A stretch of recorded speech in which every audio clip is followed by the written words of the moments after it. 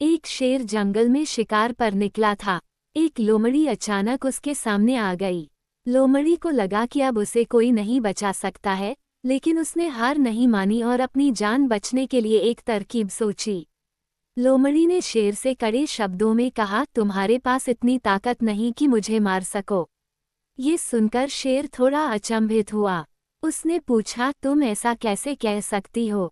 लोमड़ी ने अपनी आवाज और ऊंची करते हुए बोली, मैं तुम्हें सच बता देती हूँ।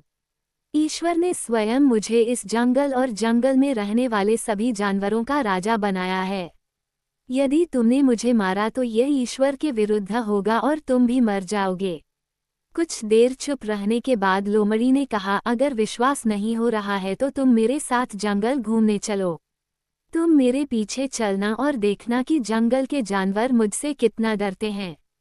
शेर इसके लिए तैयार हो गया। लोमड़ी निडर होकर शेर के आगे आगे चलने लगी। लोमड़ी के पीछे शेर को चलते देखकर जंगल के दूसरे जानवर डरकर भाग गए। कुछ देर जंगल में घूमने के बाद लोमड़ी ने शेर से सवाल किया, क्या तुम्हें मेरी बात पर विश्वास हुआ? कुछ देर चुप रहने के बाद शेर ने कहा, तुम ठीक कहती हो। जंगल की राजा तुम ही है।